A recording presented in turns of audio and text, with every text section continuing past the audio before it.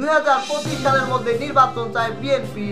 যদি এই ইউনূস সরকার 2025 সালের মধ্যে নির্বাচন না দেয়, তাহলে বাংলাদেশের রাজনীতির প্রেক্ষাপট কোন দিকে যাবে?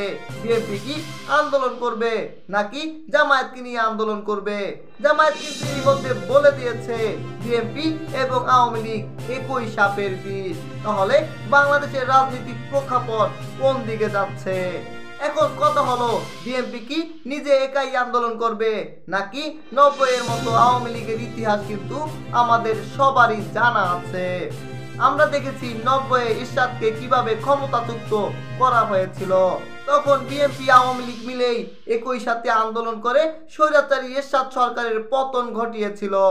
তখন থেকেই বাংলাদেশের গণতন্ত্র ফিরে পায়, মানুষ পায় ভোটের অধিকার, বাংলাদেশ হয় নতুন জনগণের সরকার।